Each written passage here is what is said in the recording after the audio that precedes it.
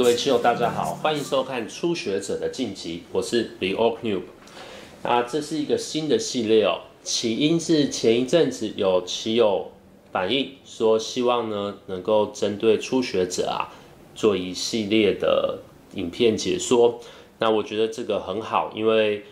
任何的游戏或竞技总是会有刚开始接触的新朋友。那如何让刚开始接触围棋的人能够喜欢上它并且持续的不断的让我们围棋灌入心血我觉得这个很重要。那我简单说一下这个初学者的晋级哦。首先，它的程度分类并不是传统我们说的那种刚接触围棋的初学者所以在节目当中呢，我不会教怎么数气怎么算气量眼活等等。它大概比较像是在网络上有20级以内的棋力。那第二个呢，我也希望，即使呢你不是初学者但是因为内容很多，还是会讲到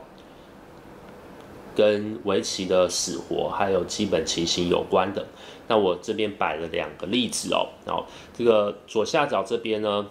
白棋点33之后，黑棋走了这一手。先不看这一手棋到底好不好，请问这个里面白棋是死还是活还是打劫？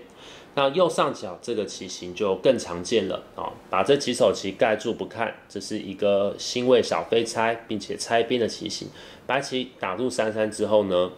这个白棋挡下来黑棋打入33之后，这个定时请问里面黑棋的是死是活还是打劫？那其实以这一个棋型来说呢，在实战中出现的有让黑棋进活的，也有打劫活的，也有黑棋其实是死棋的。那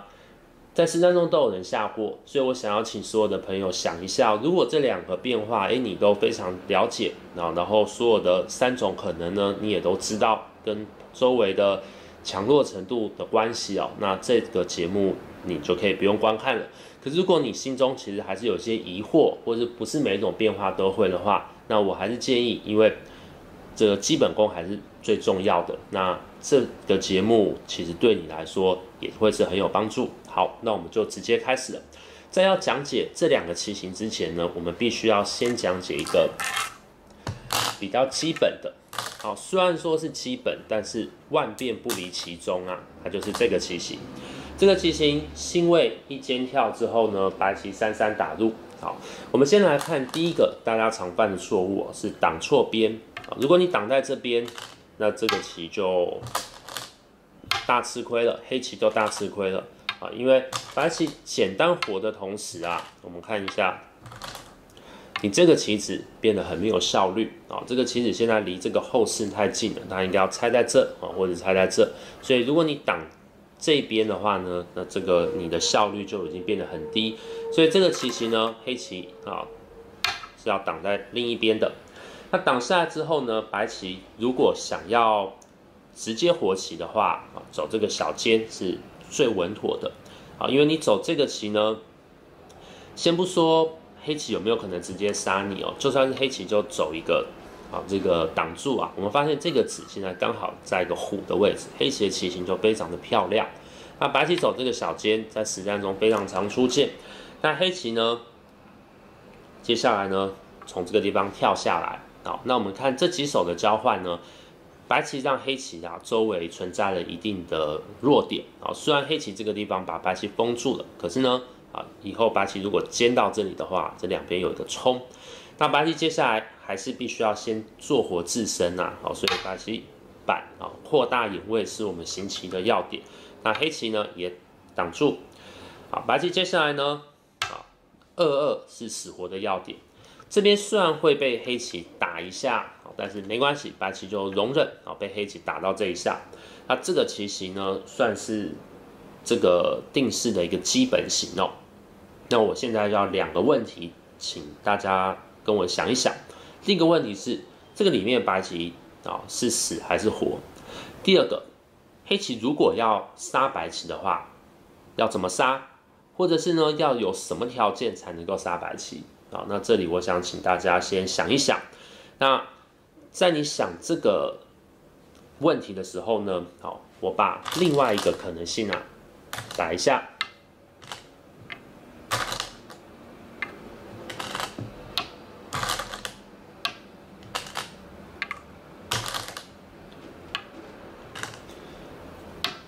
好，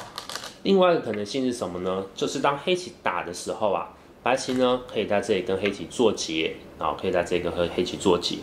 那什么时候要做结呢？好，什么时候不做结？这个就要跟全局的配合有关。那在这个局部，老师可以跟你说啊，好，刚才你这个问题如果已经想出来了，这个里面呢，以现在情况来看，白棋是活棋的，所以一般来说，除非你的劫财特别有利，或是在特殊情况下啊，你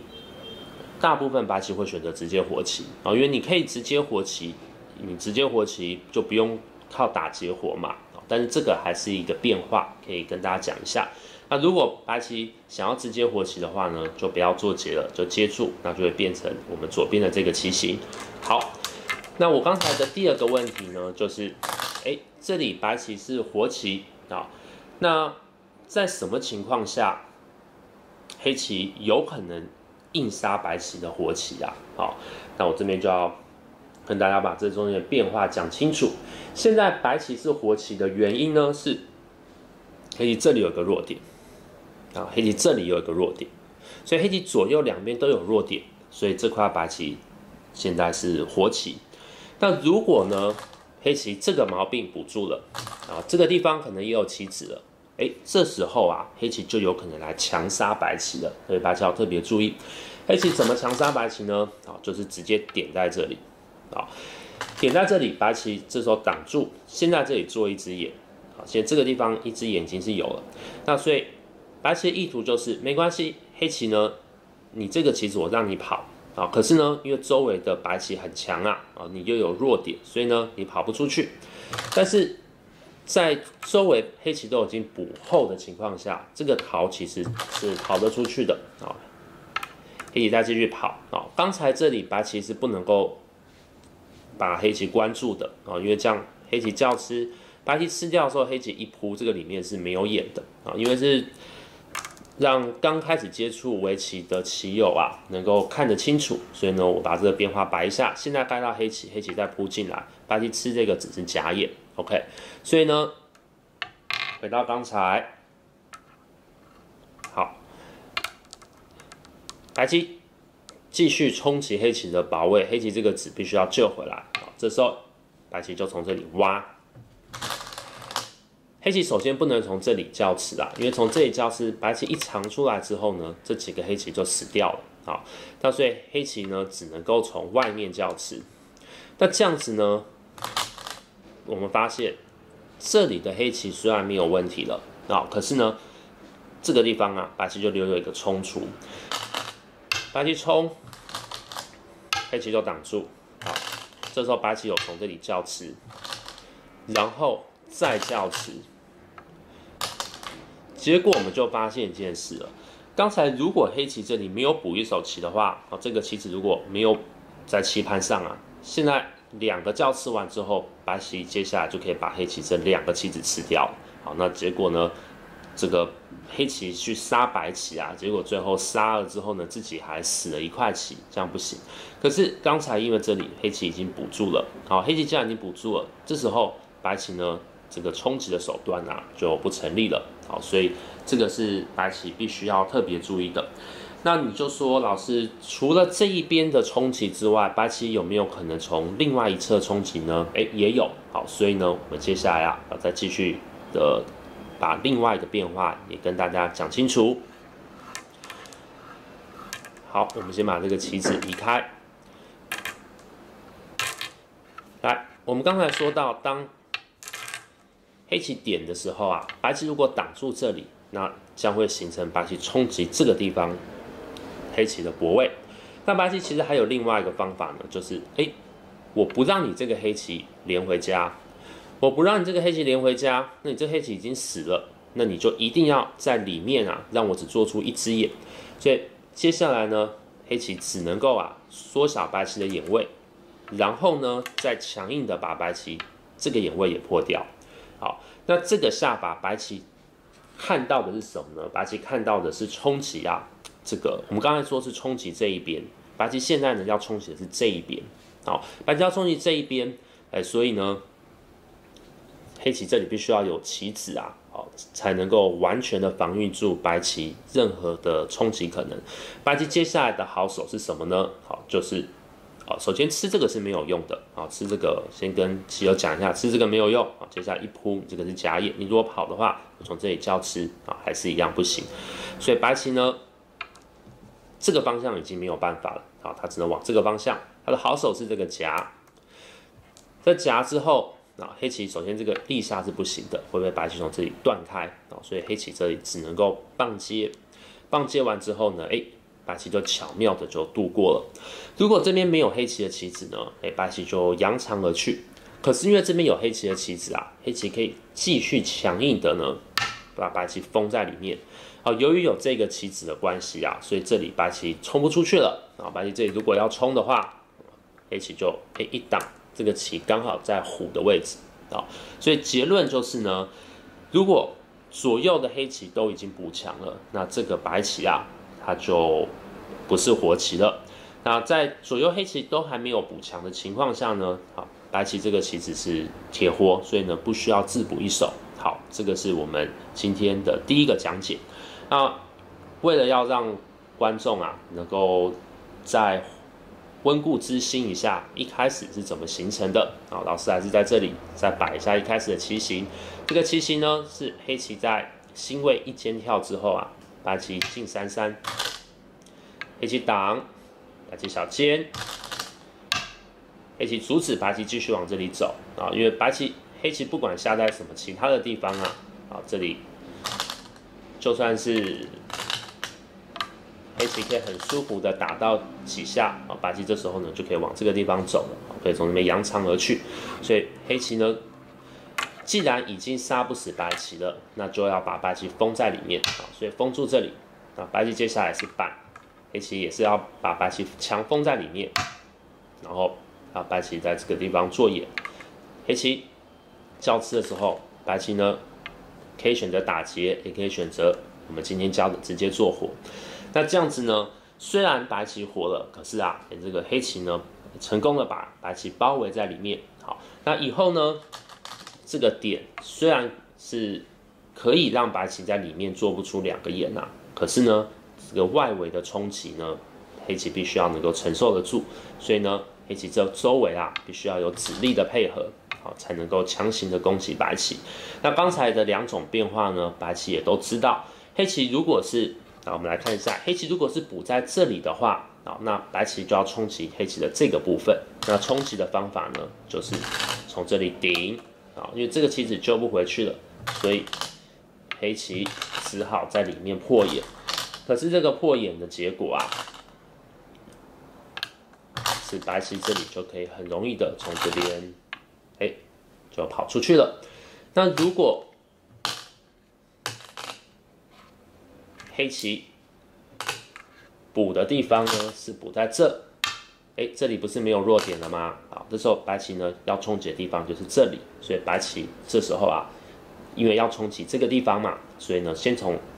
这里挡，不好意思，这边有一个子，先从这里挡，然后呢，等到黑棋串逃的时候白棋再从这个地方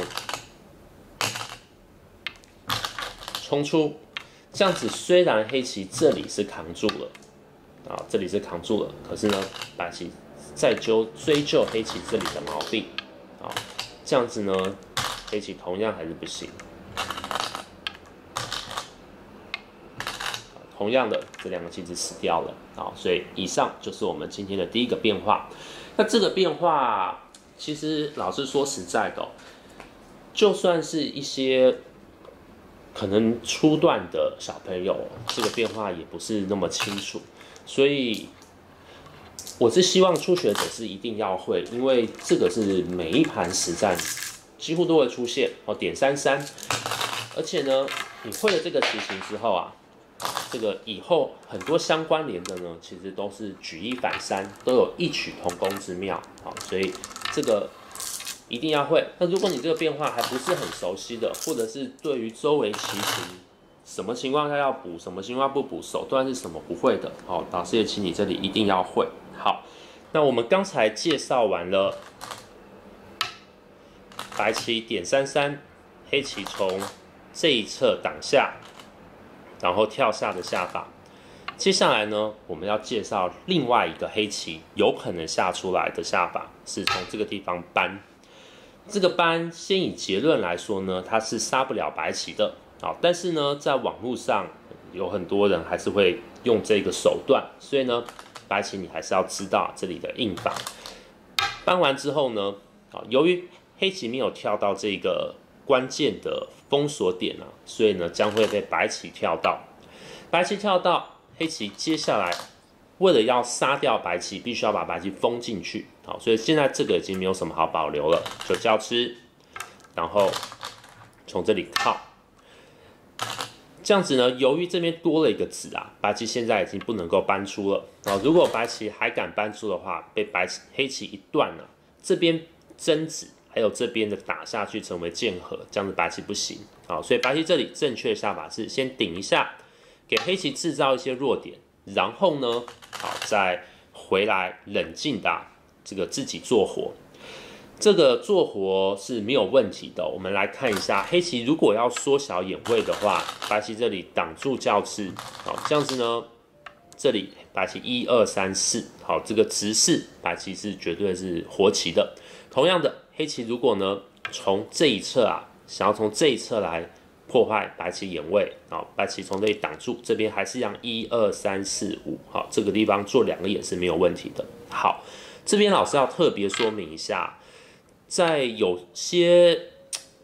尤其是网络上面的对局啊，白棋呢会走这手棋。好，这手棋不是正棋哦。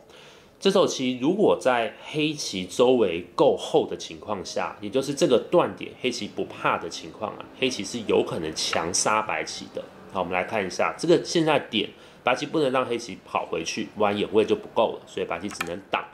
黑棋接下来再从这里。缩小白棋的眼位，白棋呢，如果继续抵抗的话，这边再被黑棋一长，这个里面呢，白棋只有1个眼，好，所以这个手段大家一定要牢记在心啊！哦，在很多情况下，其实白棋是非常危险的，哦，就算不是非常危险，等到黑棋周围走后之后呢，你这个地方还是要回来补棋，好，所以这里我要请大家特别牢记，好，这个地方。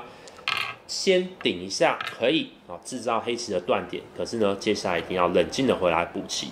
那我这边跟初学者讲一下，因为